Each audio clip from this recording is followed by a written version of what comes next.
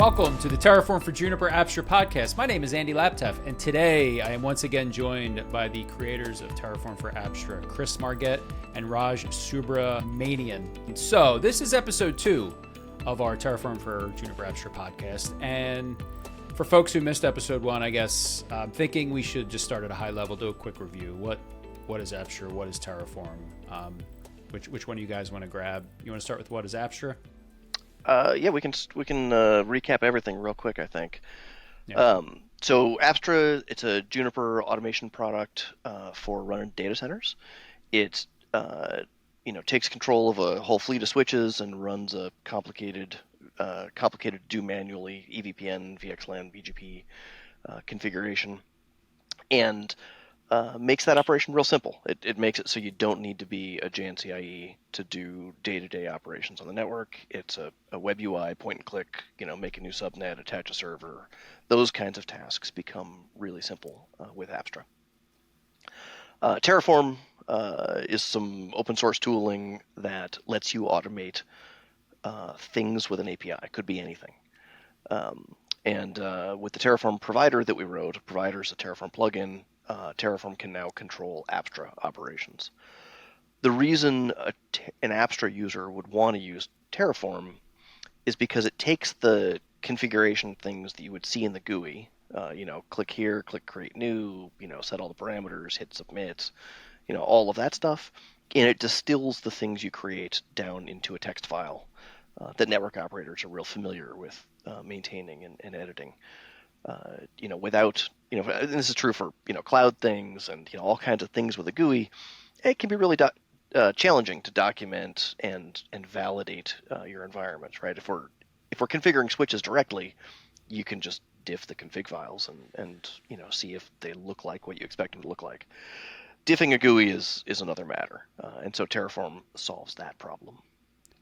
And today we're going to go a little further and talk about where we keep the golden copy of our configs and closing the loop between editing the configs and getting the configurations deployed onto Apstra. I think it's a good point that I don't want to miss either. Like, I'm thinking of when I worked at in an ISP. We used to push configs on the night shift, the mid shift, and I would be handed very long text files that we would load, into boxes. I don't foresee an easy way if it was a GUI based platform. We were in the CLI, like to your point, well, here's screenshots of 32 different places you have to point and drop down and enter things. And I don't see how we would have been able to do that. Right. So having a config file, something text, is much more portable. It's something you can hand to someone. The documentation is just so much better.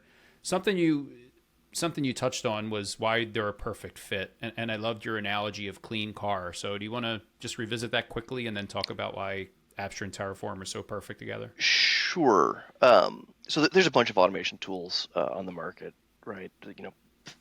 Some of the first ones that people will mention are Ansible and Terraform. And the big divide between those two is declarative versus imperative. A imperative automation tool like Ansible generally deals in tasks, playbooks, and everything in Ansible is a verb, right? Set this, delete that, create the other thing, stuff like that. In Terraform, we're in a declarative model where we only deal in nouns.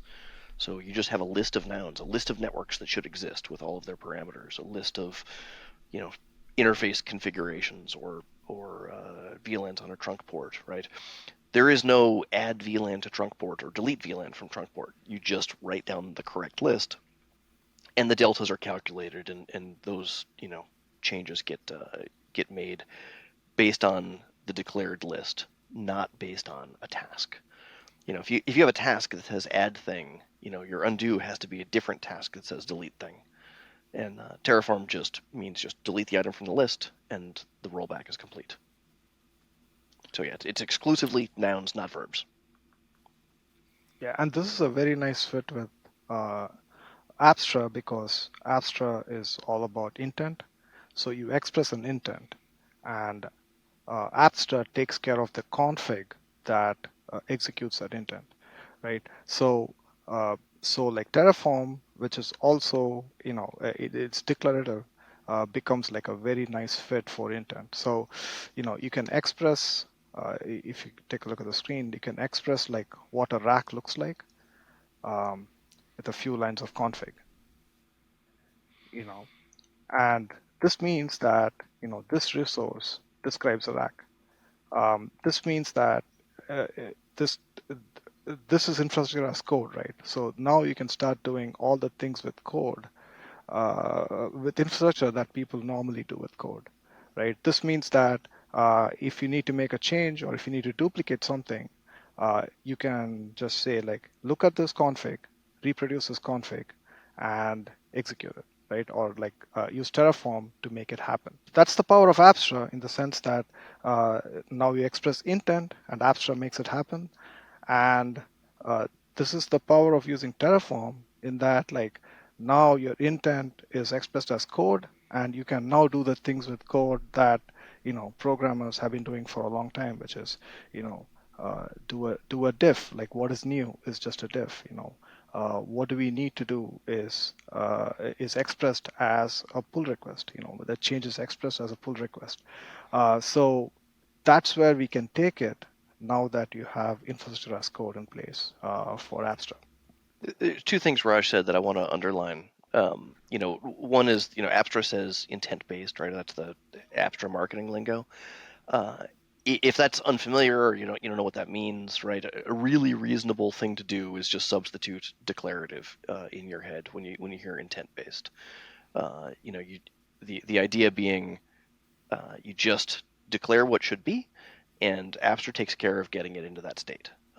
Intent-based has some other implications in terms of in the Apstra world, in terms of validation and configuration checking and network behavior and all those kinds of analytics. But the most important feature for our purposes or the purposes of this conversation is that intent-based is a perfect analog for declarative. The second thing that Raj said that was interesting to me was infrastructure as code, right? I think that's the first time we've used that term together. And that doesn't mean you're writing code. That doesn't mean it has to be Python or Bash scripts or Golang or anything like that, right? When we say infrastructure as code, we only mean express it in a text file, right? And just record what you want in a text file. And these text files are HashiCorp HCL, which is HashiCorp config language. It's real easy to learn, and it's definitely not writing a program. It's not scary in that way. The HCL files are, if you hold up an HCL file against a page of the web UI, they look identical. So two things I want to mention. The first was, as soon as Raj shows the code on the screen, that thing starts tingling in my brain of like, oh God, code, I'm scared, this is hard. So I guess I'm talking to the people out there like me who see that and go, but the alternative to this code could be what, 5, 6, 10 pages, GUI clicks, drop downs, things you have to enter, right? Like, yep. Why is code better? Because it's cleaner, it's simpler, and you don't have to click around a GUI a bunch. Is that fair to say? I mean, it's reproducible, and the deployment and the validation is automated, as opposed to the points and clicks, right? And we're looking right now at a GitHub web page, right? Showing us the contents of the file. But you could do this in Notepad or Word or whatever you're comfortable with, right? That's the editor we chose, and we chose to keep stuff in GitHub. But using Apstra and using Terraform, doesn't mean you have to learn Git or anything else. We're going to show you some reasons you might want to, but it's not a prerequisite. What's the file format? Is it YAML like that you need in Terraform? What are we looking at here? Because I don't know the formats that well. This is HCL. So the config file, is there a data format I need to be familiar with? Is that a YAML? It's HCL. Yeah, it's not YAML. HCL. It's not JSON. HCL looks a lot like JSON, but it does. This looks very familiar. So it's not. Yeah. This isn't having to learn a programming language. This isn't crazy syntax. It looks very familiar if you're familiar with any of the other common data formats. The other thing I wanted to mention when you were talking about infrastructure as code. So you said express as a text file. Is it fair to say you're expressing your intent as a text file? Like, this is what I want, and then Terraform Go makes it work? Or am I confused?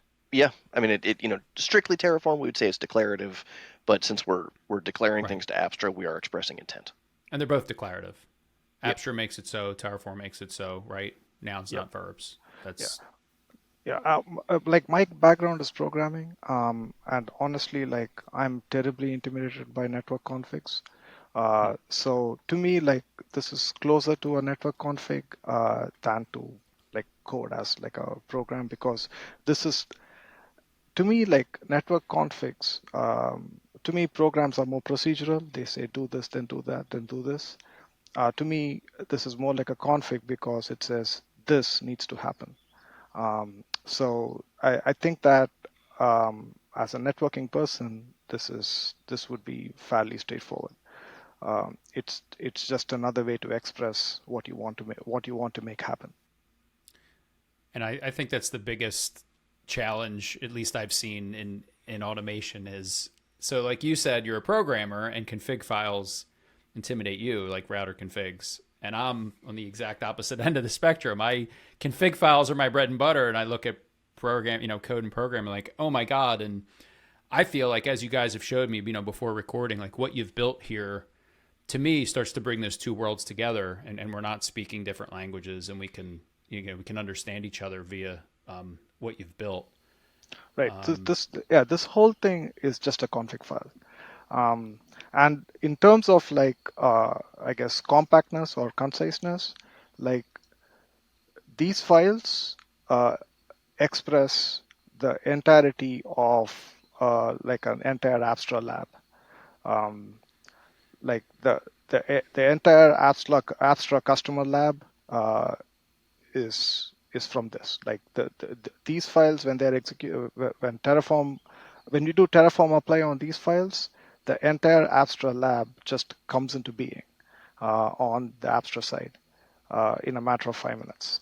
I know that because like yesterday we lost our lab and we had to rebuild our lab, and all I had to do was just do like Terraform apply on this, and the whole thing just came back into being on the new Terraform. On the new Apstra. You wrote 2 words, Terraform apply, and rebuilt your entire lab. Yes.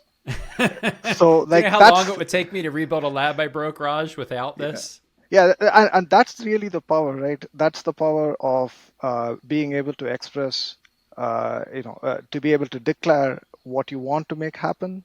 And like, of course, the reason that the Apstra went away was because, I had messed up when the expiration was. So once the new Apstra, like once we built a new Apstra, all I had to do was say like, hey, that thing, please make it happen again. And it literally took 5 minutes to just point Terraform at the new Apstra and say, please make it happen. And it happened. I think this is the perfect time to point out what scares me, what has traditionally scared me about automation is, well, great, you could just break all the things really fast and efficiently. But the fact that you were able to revert super quickly, just put, you made a change and put Terraform apply. Like, so I'm guessing, and maybe we'll get into this, maybe we won't, but we're automating via these tools. And if something unintended happens, or the intent we expressed breaks something, right? Like, this can all be backed out pretty quickly, right? The fact that you rebuild an entire lab makes me infer that we can back changes out pretty quickly. Is that fair? Ask that question again once we do the demo, and we could talk about more specifics. But I think there's I think there's you just reminded me. The fact you can rebuild an entire lab with Terraform apply, like I have broken my own labs, and it has taken me days, if not weeks, to get them back up and running again because I do not leverage tools like this. If we look at the configuration, we're going to look at a few config files here today. But if you think about, if you asked me to build the lab for you by email, right, you'd wind up writing down some instructions that said, create a thing, name it this, choose these options off the drop-down menus, click these radio buttons, tick those checkboxes. There's some free-form text fields. I want you to type the following IP addresses in, that kind of stuff. You would write something that is, a one-for-one match with what these config files do. Right, if you did it just in Outlook and just sent me it as an email, it would wind up looking a lot like this. So, it may look intimidating at first, but as soon as you become familiar with it, it's like, oh, it's all the questions I have to answer, and those things needed to be written down somehow. So, the difference is, instead of a checkbox, it's the word true or false, right? Or, things like that. Instead of text typed into a box, it's text inside quotation marks. But it's all the same kinds of things. Even I can understand that, Chris. Yeah. So are there any other high level concepts that we want to touch on before we start looking at a demo? I think we should just level set that. So we got Apstra runs the switches. We've got Terraform tells Apstra what to do, and what we're introducing today is, well, if Terraform requires configs, where should we keep them, and then how are we going to close the loop between updating those configs and getting those updates deployed? Right. So you asked a very good question, which is like, how do we take care of versioning, right? Um, the standard is GitHub, which is used to version uh, just version text files. That's basically what GitHub does. All GitHub I want does to ask a is really simple question and possibly embarrass myself. So can we just quickly define versioning? Because what I used to do is in either an Excel document or text files, every time I would change that file, I would put in the name of it and resave it, V1, V2, V7, and we'd all make sure we were on the right version. So to me, that's versioning. Is that what we're talking about here? yeah. I mean, when I started programming, these things didn't exist, and we used to do exactly the same thing. Um, but these days, things are a lot easier. So Git does that, but it does that in like a much better scale, much larger scale, and with a lot more files, right?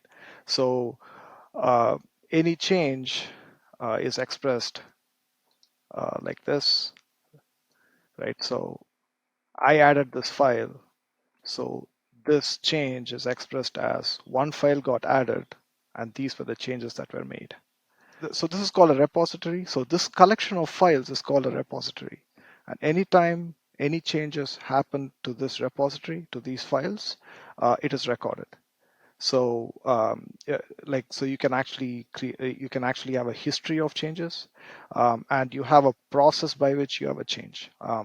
So like what you would do, and what people like what people normally do is like you create a branch, which is exactly what it sounds like. It's basically a copy, like a snapshot of the current state of the repository. You create a branch, you make your changes in the branch, and then you do what is called a pull request, which is like to say like, hey, I made these changes, are these okay? And because it's like, this is a collaborative effort, the other collaborators will look at the pull request and they would say like, hey, this change is okay, or they'll say this change is not okay, and then you can merge it.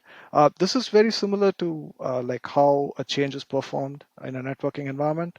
You express your change as a document, or like a Word document or a spreadsheet or whatever, and then you have to go to like a review board, I guess, a change review board, and then the change review board either like says yes or no after talking to all the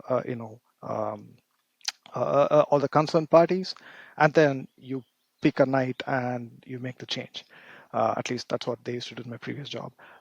So this kind of does the same thing, but the whole process is accelerated. Um, and the other kind of cool thing that we can do in software is, as soon as the changes are applied, or like when you propose the changes, you can run your tests. And as soon as the changes are applied to the master, you can automatically do a deploy. So this is like called continuous integration and continuous deployment in the software world. And that is something that now we can bring to networking because of this. Um, so you saw the Terraform files. If I want to make a change, I can create a pull request. And what we can do is we can do Terraform plan, which basically says, hey, which will basically say, these are the changes that will be caused by this proposed change. And then when somebody says, so let's say I make the change, Chris reviews the change, Chris sees what the Terraform plan is, and Chris says, okay, this is cool, or he rejects it. If he says it's cool and I merge it, it'll automatically push it out into Terraform. So that's basically the next step to having your infrastructure expressed in config, like in files in code. So the whole peer review process, as you were talking through that GitHub process, it made me think of change management and peer reviews, and so there's a lot of similarity there. It's baked right into this process. So Andy, you mentioned versioning files, right? So we've all had, a directory full of files named .old and .back and .back.2 and .back.experiment doesn't work. And, these things just accumulate, right? So Git gives us two big advantages in that process, right? One of them is all of the versions are saved, every last little change, and you can go to any point in time in the history of that document. So that's really cool. The other thing that it does that's pretty interesting is a point in time rollback is probably not useful, right? If in a network environment, if you make a change and then another change and another change and another change, right? And then for some reason in the future, you want to back out a change you made 3 weeks ago, right? You don't want to roll the network back or the configurations back to the state of things 3 weeks ago, right? You just want to undo that thing that was changed 3 weeks ago. And Git facilitates that, which is pretty neat, right? So you don't need to wind back. You can just undo one delta, one modification, and pick which one you want to roll back. Sometimes it's not super easy because there's one change affects a bunch of things, but generally speaking, Git is able to cherry pick individual changes and unwind just that change without rolling the state of the universe back to what it was like 3 weeks ago. Got it. There's a question I wanted to ask on the earlier screen, Raj. So all those files that were in the repo, where do they come from? Do I have to create all them? Do I pull them down from your repo? That entirely depends on the situation. Like these files reflect the Apstra lab. Uh, so that's what these express. In like a more like in the standard open source context, like what you do is you find a file that looks a lot like what you want to do, and then you change it. But I imagine that like in an enterprise context, we would have somebody like PS build the initial set of files for a customer. And then they clone it, right? Yeah, and then Yeah. And that's where I was getting at. When I see all this, I'm like, oh god, I thought I just had to deal with a config file. What is all this? But this the TF files are the configuration files, so you would be writing those. And yeah, you would be writing those, but your starting point for them will depend on what you're doing, and who you are. There's examples in the documentation, a lot of stuff to give you starting points. And quickly, Raj, I just wanted to circle back because you said continuous integration, continuous deployment. I'm all excited because I've heard of CI/CD. So, is what all this means what you just explained, that we can manage our infrastructure as code, leveraging the versioning in GitHub, and then once it goes through all that, I'm trying to bring myself full circle here. Once it gets through all the reviews and the approvals and the merging that you talked about, that gets pushed to production. It tells Apstra to do something. Is that what CI/CD means? Is we can continually improve and change the environment via a text file, and it gets pushed?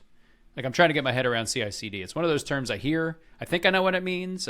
When I hear CI/CD, I think GitHub, but I can't define it myself. Yeah, that's one definition of what CI/CD is. You could also do something where you introduce testing, like automated testing as part of your pull request. So like this is like a simple case that we've implemented, but nothing says that like you cannot have a test environment and a production environment, where when you create a pull request, right, when you say like this is my proposed change, right, you can have this change deployed into your test environments, and then maybe you have like a series of automated tests in the networking, like from an Apstra perspective, make sure there are no anomalies.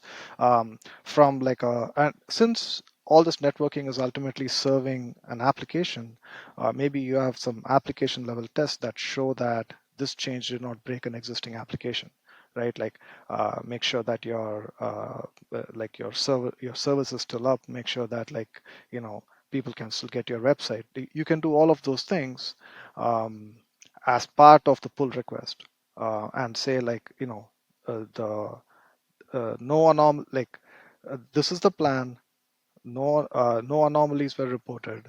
Um, the service is still up, and all this is in the test environment, and that gives you like a higher level of comfort, right?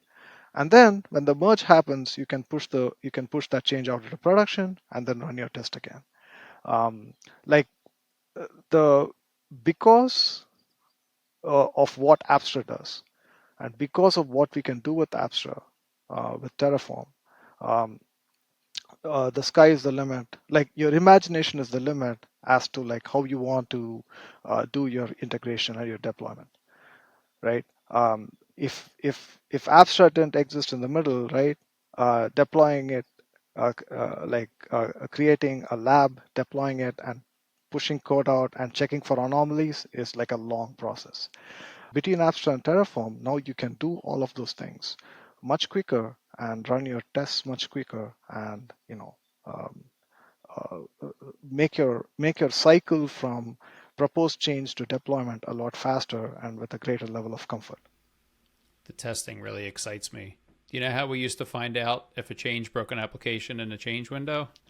If somebody called you, Well, that was the ultimate litmus test. But when we were trying to reduce, upset customers, we would try to invite, maybe folks from the BU or application owners onto these maintenance windows. So hey, at 1 o'clock in the morning Eastern, on Friday, can you hop on my maintenance bridge? And when I'm done, can you test your applications? And it was really difficult.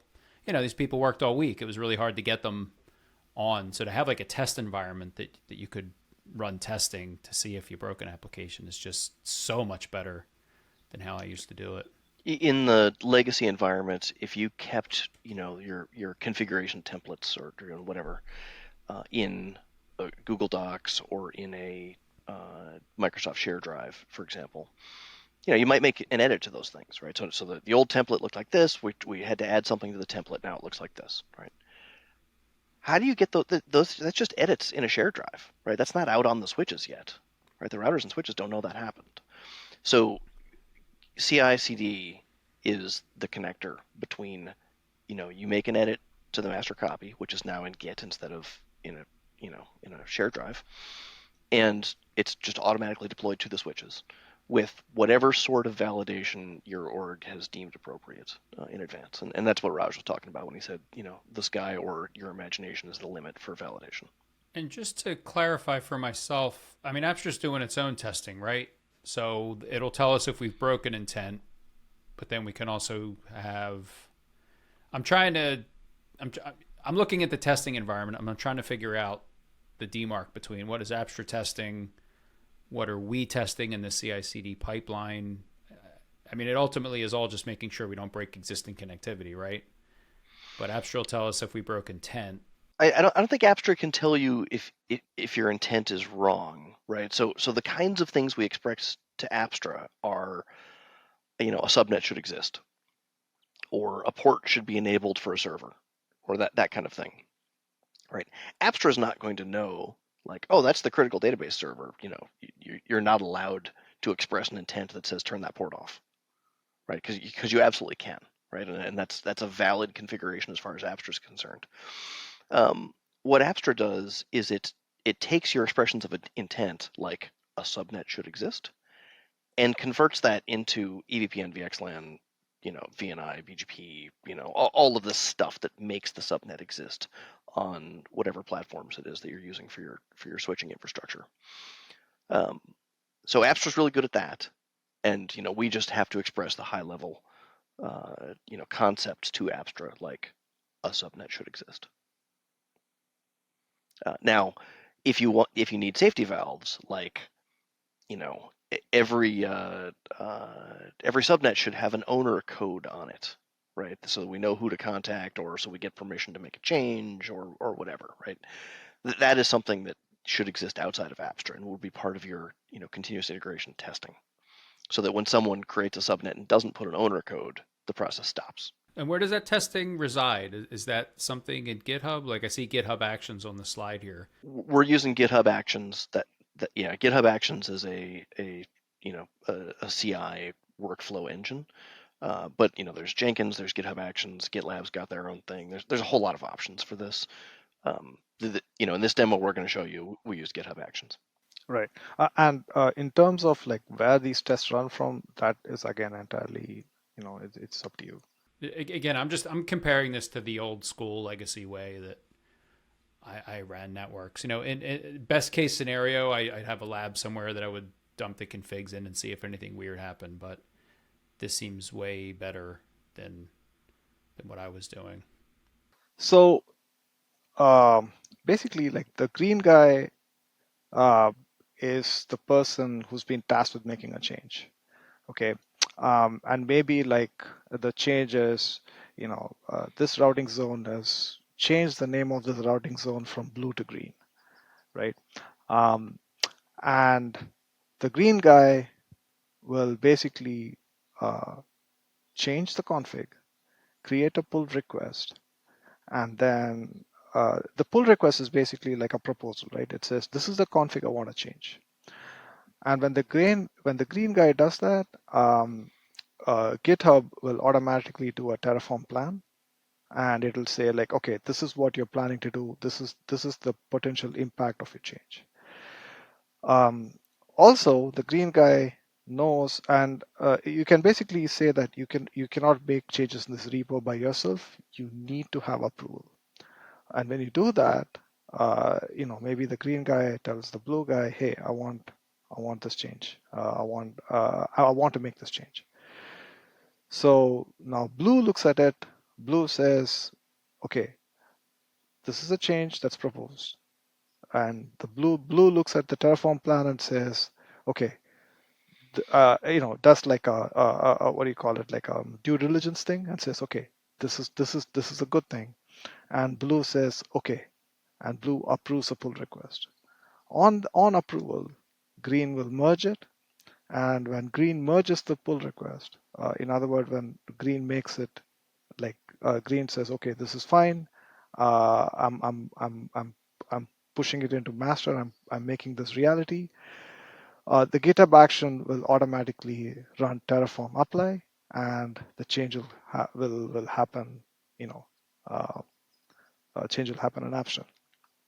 There's no opportunity for a mistake between the edit to the master copy and what actually winds up out on the switches, or in this case winds up in Apstra, right? So exactly what was approved is what gets deployed, because it's automatic, and you can it's a very formal process, right? The process won't let you step out of bounds. The process will automatically include as much validation as your organization has deemed necessary. Like you can really formalize this whole thing. I like the automatic part. I don't have to email a colleague and say, hey, can you peer review this change? When I create a pull request in GitHub, it's going to automatically tell the reviewers, hey, there's something here for you to review, right? It's all just... Yeah, and that review, it's going to be two things, right? There's going to be the actual edits you made to the file, right? So you open the file and you typed some stuff and then you saved it, right? So we'll see that change. And then the plan is generated by Terraform, says, okay, based on those edits to the config, here's what's going to happen to your infrastructure. I have to delete some stuff or recreate some stuff or whatever it is. Is that akin to like a show pipe compare in Junos? Like it's going to show you what's going to be added and deleted? Like does the Terraform plan kind of give you a sense of what's being changed? Or do you have to look at like the whole config? And I mean, there could be cases where changing the name of something requires an object to be deleted and recreated, for example, right? So sometimes you change the name of something and it's just a quick edit to the name, right? Other types of resources out in some web service, maybe the name is immutable, so the only option is to destroy it and recreate it, right? So, the full implications of changing one letter in the configuration might not be obvious. Maybe adding something to a list is going to create 50 new things, right? We add a new customer to the environment, right? So that's a VRF, that's a firewall instance, that's a bunch of subnets, that's DNS records, right? So just adding one line to the file could have far-ranging implications. So we get to review both of those things, right? We get to review the change to the file, and we get to review the ultimate result that's going to happen out in Apstra. Okay, I'm hung up on validation. That's really what's behind my question. So we'll see some of Yep. that in this demo, I guess. Like, will we get to Yeah, we'll see see what a Terraform Yep. plan looks like? Okay, cool. Yep. So here's a routing zone, right? Which is like a VRF, right? Yeah, it's a VRF. Routing instance, VRF, routing zone. Okay. Yeah. This VRF is called blue. We're going to change this name to green. So the way that we would do it is there are many ways to do this. You could do it on your notepad, VI, but for the purposes of this demo, we're just going to change it directly on GitHub. So I edit it and make this green. So you went into the routing zone config file, right? The .tfs are config files. So you went in the repo. Okay, I'm with you. Right. And now I say I want to commit the change. Now it says commit directly to the master branch, which we are not going to do. In fact, it's not permitted. So it says create a new branch for this commit and start a pull request. Right? So I'm going to create a new branch. You could add a note there if you wanted for the approver saying change probably a change control number or something like that. Yeah. Okay, yeah, right, cool. Yeah. Don't put my name in there. You're gonna get me. Yeah. So I mean, in reality, this would probably say something like, change request. Sure. 1, 2, 3, 4, and then probably like who asked for it. Yeah, John asked for me to change this from.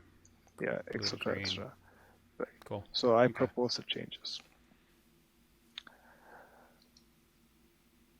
I'm guessing the reviewer is going to get an email, right? Some type of notifications. So exactly. And this is now, see, a pull request has been created, and note that a branch has been created, right? So a branch has been created.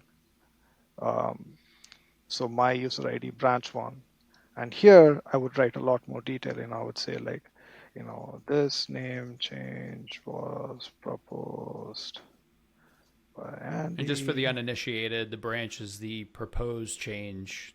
The master is like the source of truth is probably a loaded term, but that's what exists today, right? And yeah, exactly. Proposal. Okay. Exactly. So the branch is like, when you had one file and you saved it as dot, like master is the dot old, the branch is like the dot new, right? Yeah. And then once the dot new is okay, then you would normally, back when I used to do it, I would just copy this one over, and now we don't need to do those things, right? So now I create a pull request. The way to think of a branch is that it's a snapshot of the entire repository as of now. Okay. With the proposed change, right? That's the difference between the master and the branch. The branch has the proposed change. So I create a pull request.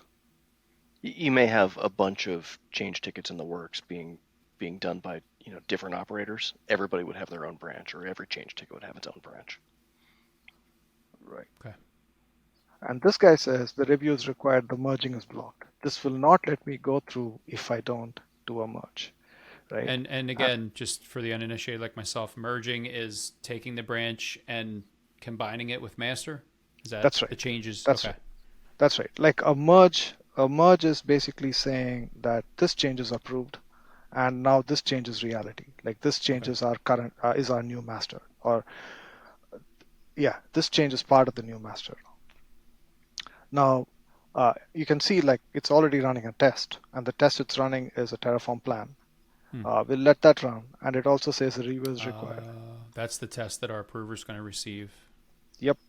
Okay. Now, that's cool. Yeah, I'll add a reviewer. I'll make Chris the reviewer. right? Now when Chris comes in, he can see the check.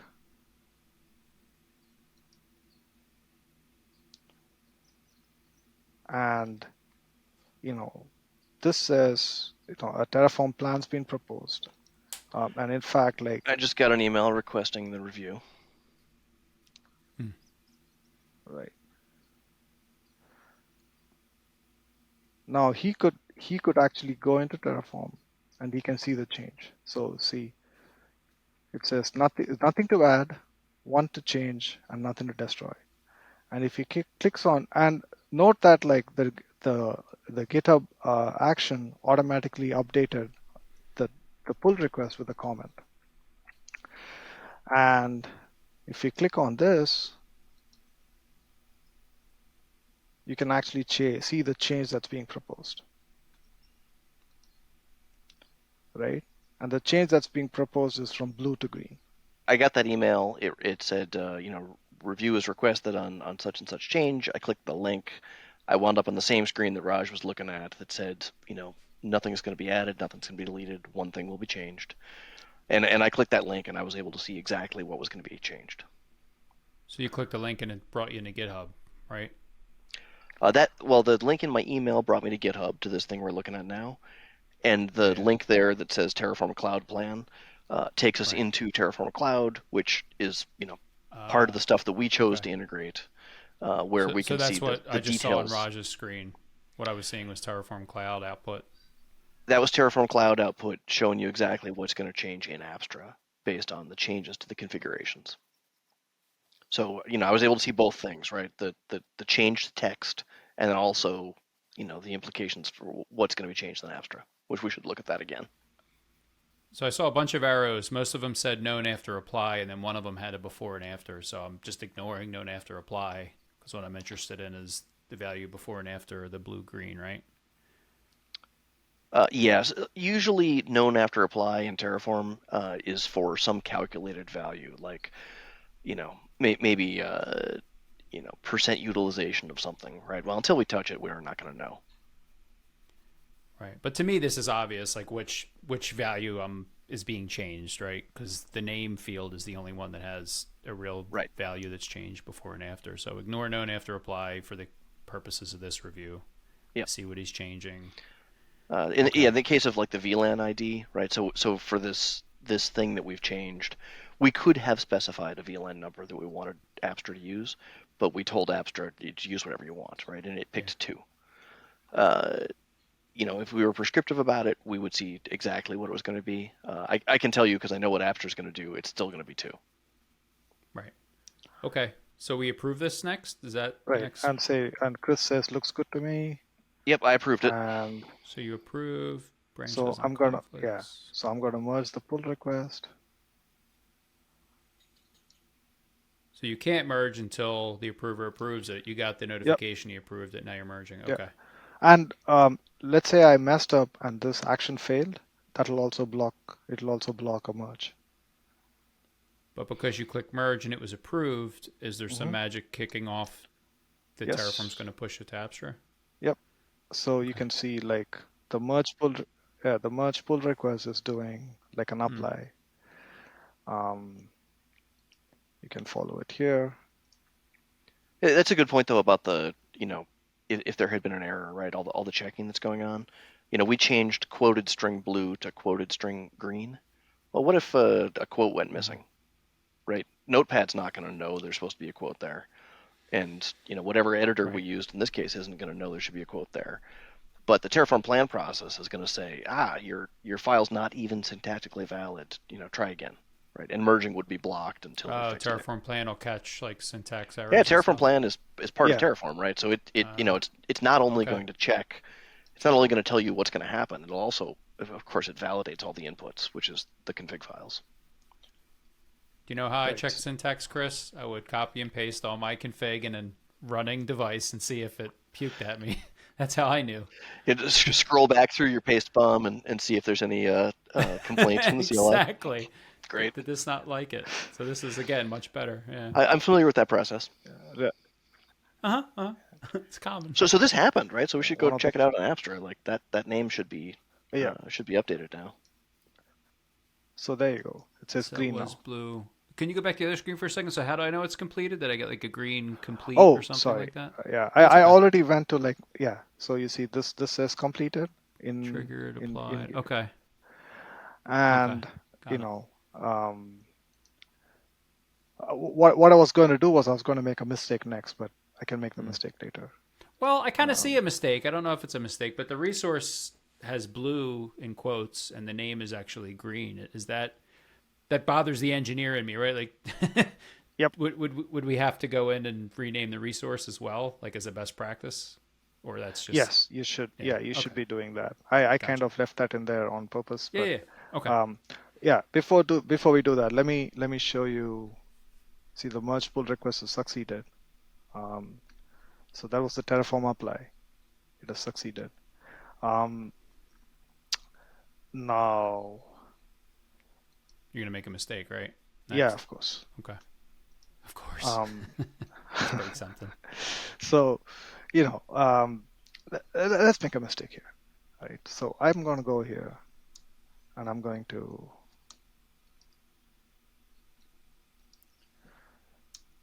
just, leave the quote out, right? So you broke the syntax of the string, right? Is that Yep, correct? I did. Yeah. Yeah, that's right. Um, now, I'm a coder. I can speak code, Raj. I'm dude, so impressed with myself. man, All right. you network guys are wizards to me. So I'm The so feeling so is I'm gonna mutual, my friend. yeah. All right. So yeah. So I'm gonna create a new branch. Boom. So you went in the routing zone config file and broke the syntax of Yeah. the string name green, right? That's what you did. And none of it's evident yet that you broke. Yeah. Except my comment. But Yeah. I want to appear smart here and say that Terraform Plan's going to catch that, right? If Chris yep. doesn't in his review. Terraform Plan should not like this. Okay. And I'd probably miss that, honestly. If I'm busy and I get the thing and I look, I might not see a simple quote missing. Yeah. Plus, like we are doing something super simple, right? This could be a fairly complicated change Yeah. involving multiple files, Right. and a quote's probably the first thing that we're gonna miss. So see, checks have failed. He doesn't like it. Uh-huh. And when you look at the details, you know, um, Error creating run in Terraform Cloud. right. Invalid multi-line string. Yep. Does it tell me what it doesn't like so I can go look at it again? I didn't see it in that gobbledygook. That was a big error because it's not obvious to Terraform that you didn't mean a giant quoted string that encompasses the whole file. If you open a quote and then Right. never close it, like the whole rest of the document is inside the quotes. Yeah. Okay. Right. So it's Right. not Right. always super And, obvious. and Maybe we picked a value out of range, right? You asked for Oh. VLAN 6000, right? That one. Okay. So that blob was green plus everything else in there because it thought it was one string, maybe. Yeah. right. But when Yeah. you look at this error, right, it takes you right there, and it Yeah, it's says like, obvious. That's right. This is what I was looking for: is show me, yeah, where the yeah, error is. And okay, yeah, quoted strings may not be split over multiple lines, so it tells you what's broken and where it is, and that's great. Yeah. Other kinds of errors like VLAN 6000 would produce a really specific validation error, right? It would tell you like, oh, VLANs only go up to 4094. Don't do that. Yeah. Okay. Yeah. Huh. So now, So you go back to the config file, you'd fix it, would that be another merge? right, or I can just in this particular, yeah, like in reality, I would actually just update the branch, change it, fix it, and then um, you know the pull request would get updated, the test would run again, and Okay. the cycle that we saw previously would continue. The pull request stays open until all the problems are worked out and you get the approval, and then you're able to merge, right? Once it's all fixed. Yeah. That sound right? Okay. Yeah, if I didn't Um, like something about the change and I was a reviewer, right? There's a mechanism for dropping comments. Why did you do this? What's going on? Mm. And you can configure your repository to have rules like if there's any conversations going on, merging can't happen, right? We got to resolve all the discussions about the details of the thing. Uh, so it provides a really flexible and powerful collaboration kind of a thing to make sure that all the everybody's happy with the proposal. right. And it also provides like, and I know that like many companies, they need um, the change board needs a system of needs a record of all the discussions that have happened under this, and this just automatically provides the conversations provide like a record of everything that has everything that went through before the change got approved, right? Um, so you know we can just dump this for now, and here's the cool thing, right?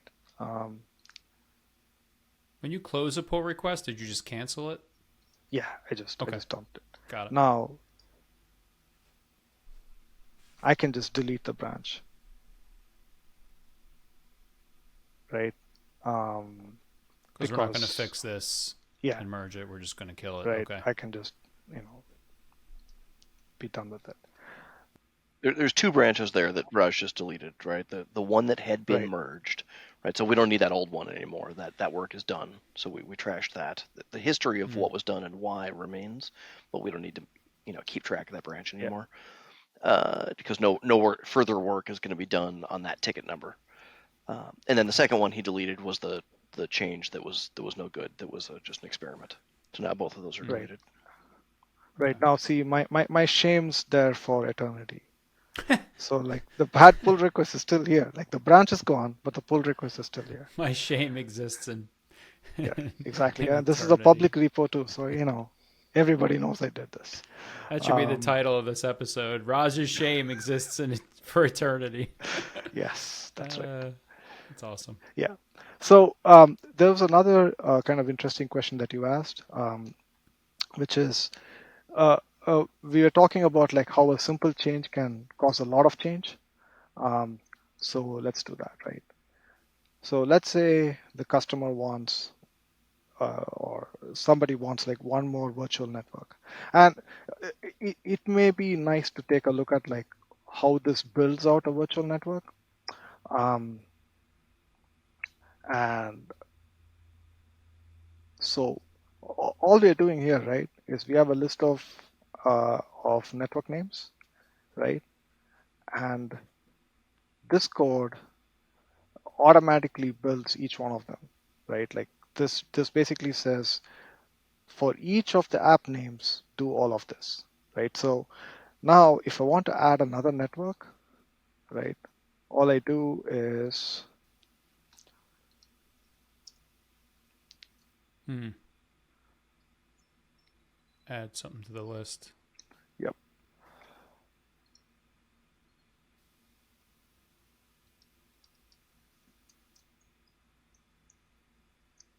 I'm so excited that I just understood what you were doing. This is such a big Mhm. step for me, Mr. Programming scares me, but it's such a simple thing, but it feels so good to know, like, oh, you're just adding something else to the list that it's going to call Yeah, on later. rather than saying, we need a subnet for app one and we need a subnet for app two and a subnet for app three, right? The way this file was orchestrated or configured is it had a list of applications, and for every application we create a network. So if you just Mm-hmm. add something to the list, it's a real small change to just one line is added to Right, the configuration file, and you're going to get a whole new subnet out of it with a right. gateway and a bunch of PGP config and a bunch of VNI will be selected and VLANs will be selected and all kinds of stuff. That would have taken me a long time, my last job. Right. Now, Doing look, it all all manually. this is like one line change, right? Mm-hmm. It's just like plus app4.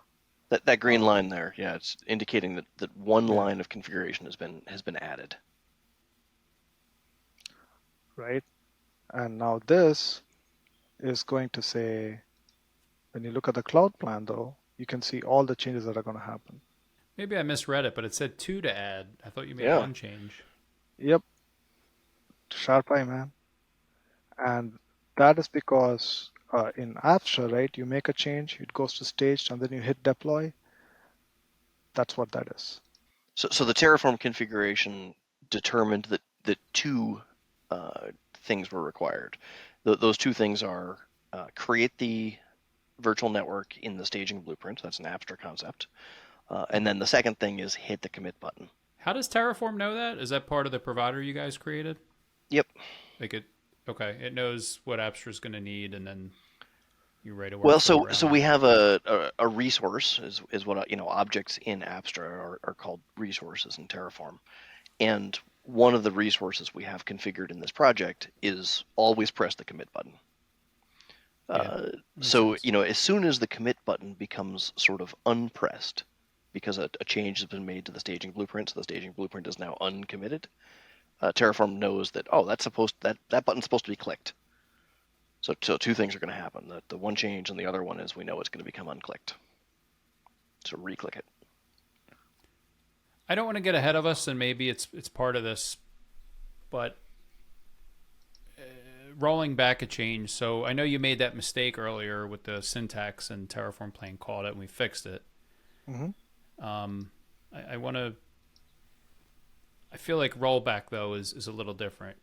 Um, So Apstra's got rollback built in that you can use, yeah, right? So you can that's my roll real back to question. Are we yeah. leveraging the Apstra rollback, the time machine thingy, or would we do it in the config Apstra's file? Does it Time matter which? Voyager is of course always available to you, right?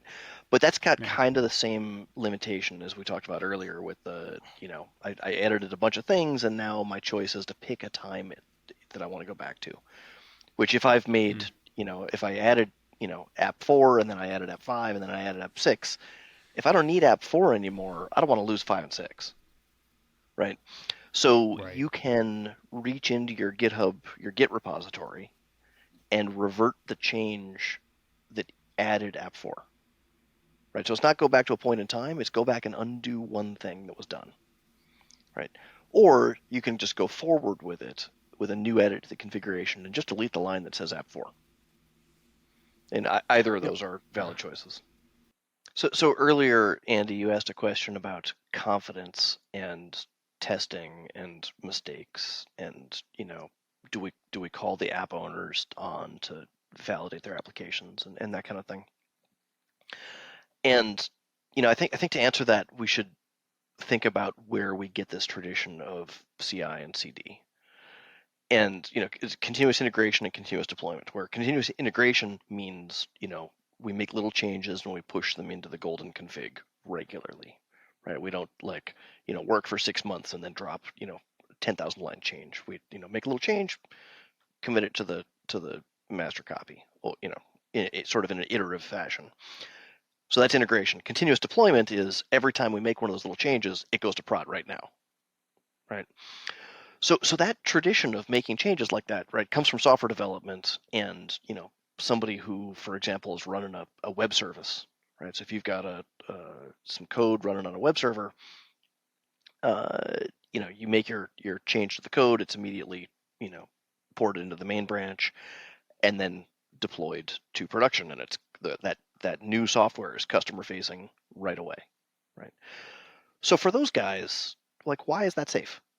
Right? And the answer to why is that safe is as a part of our integration, right? So the first step, we don't integrate code into the main branch until we're confident that it works correctly, right? So there's tests, there's all manner of validation. Maybe the thing gets run in a pre-prod environment and evaluated with real clients, like whatever it takes for your org to be satisfied that your edit to these text files, this in code in that case, is suitable for production, right? And as soon as you've got your infrastructure into a state where you're confident in those tests, then why wouldn't you deploy straight to production, right? Everything that we need to validate is happening every time automatically in real time. And it's just a few minutes. Thousands of tests get run and that code is marked safe, right? So the objective then for avoiding mistakes and proceeding with confidence in our world, in infrastructure ops generally, is to get to the same point, right? How can we be confident that the code is safe? And so some of those things are peer review, right? So I was looking at Raj's edits to the files. I was looking at Terraform's, declaration of the plan. Raj changed this in the file. That's going to have these two implications on Terraform, right? It's going to create an object and click the commit button, right? That's reasonable. You might have compliance that makes sure that there's no VRFs that don't also have a firewall instance, right? So that would something that actually reads the Terraform config and makes sure that it's doing something safe and sane, whatever your policy is. Maybe checks that ensure that the owner code and billing code are on every subnet or every server, that kind of thing, right? Maybe you tag certain things as being PCI related, right? And so that requires extra checks, and so forth. And as far as the sky's the limit stuff, maybe you run the tests in a spare Apstra with synthetic application clients and all that. You can do whatever you need to do. So rather than making your validation a post-change thing, which is what most network operators are accustomed to, right? I made the changes and then I look at the routing table and make sure about the same number of routes are there, and I call the app people and they try their application and whatever. We just front load all of that stuff. So exactly what's required to be confident in your org about the changes, like it's going to be different for everybody. But the general idea is front load all the testing and validation so that every little change works through that whole process, and then we're confident about it before we put it in the config of record. And if we're confident enough to put it in the config of record, we should be confident enough to put it in production. Wow. so that's like the philosophical take on the thing. There is another like subtle thing here, which is that the application deployment process is also probably something similar. And being able to do this, now we can integrate with the application deployment so that the network changes that need to happen to deploy a new application can be done as part of that application's deployment. And have it not take a month. Like I remember app owners would ask me for, a subnet and connectivity. And I'm like, oh, hold on. I got to go in a spreadsheet and find you a VLAN and make sure it doesn't exist anywhere, trunk it everywhere. And that's the big complaint from app owners, right? Like, God, the network takes so long. So to have them integrated makes so much sense. Right. So as part of their deployment, their deployment Terraform files, you just say like,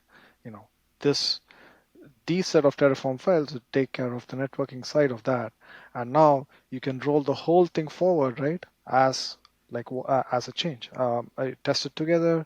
Now you know it's going to work because at the end of the day, right? Like it doesn't matter if the network is just people running around or if it's packets running around. As long as the app's running, nobody knows that there's a network.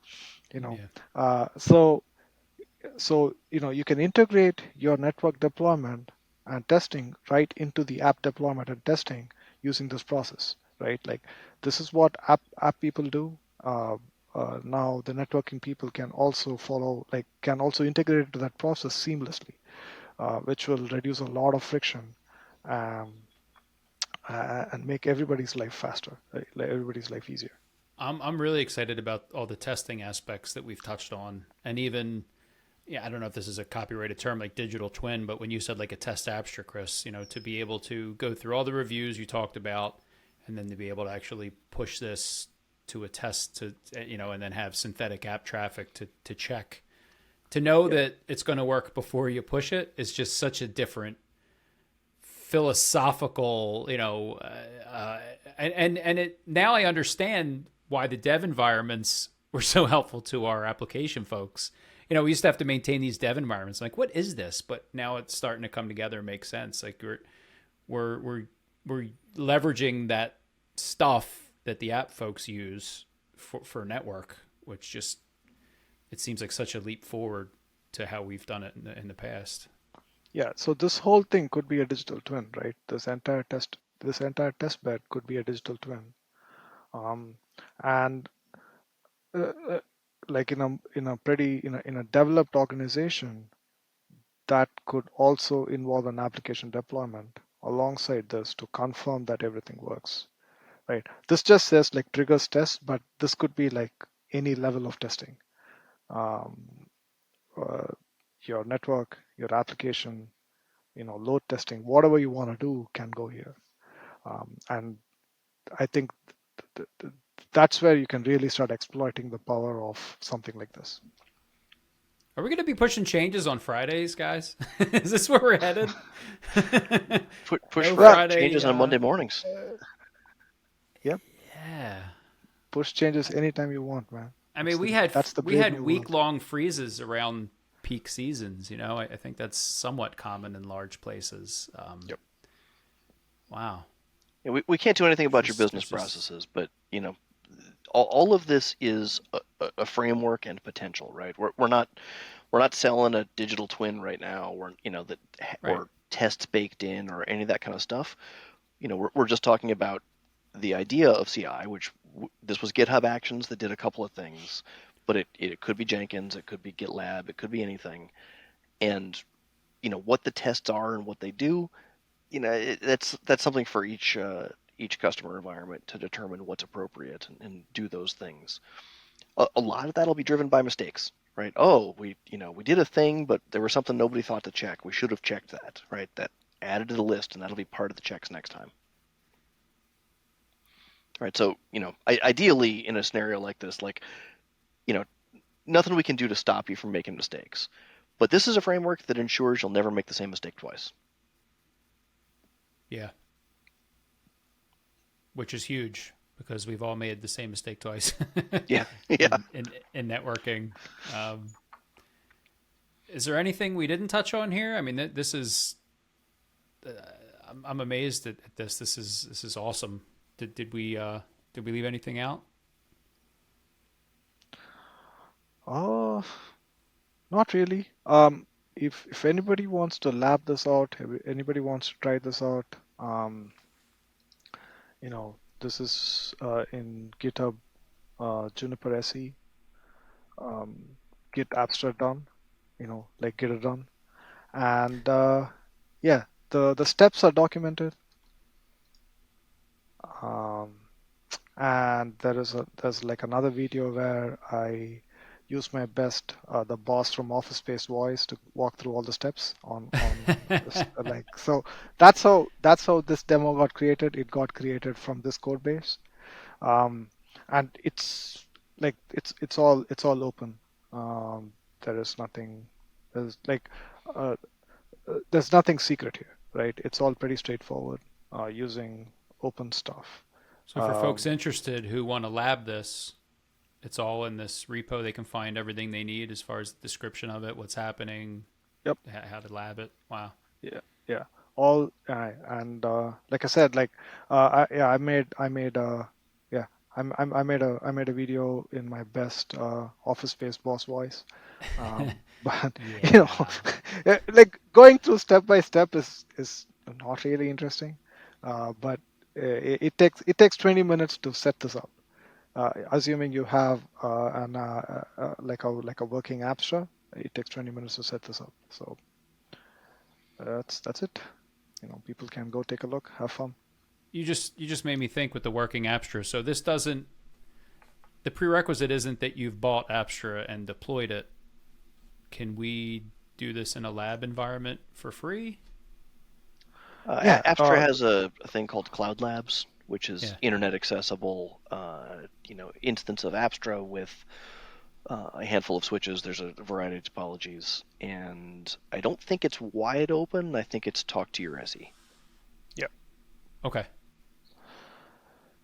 Yeah, and in this particular case, right, we've used all internet accessible sources. Nothing says that this has to be done this way. This process can be done, like local to a customer behind their firewall. You could run local instances and still make this happen. Awesome. So I guess have we hit it all? Is this, I mean, my brain is full, but I don't want to cut you guys off. I think that's everything. I feel inclined to just repeat the 4 building blocks we're talking about here, right? Apstra writes switch config based on intent, where intent is high-level concepts. Terraform tells Apstra what the intent is. You need a place to store your Terraform configs. We're using Github. And CI is the idea of GitHub noticing a config change and running Terraform for you, plus all your tests and whatnot. So those are the big building blocks: is Apstra, Terraform, a place to store configs, and run those configs immediately when they get edited. Look at what you guys built. You guys are awesome. Thanks so much for your time and walking me through the stuff. I'm really excited about this. Chris, I want to install Terraform and play with a config file. I'm in, man. I love it.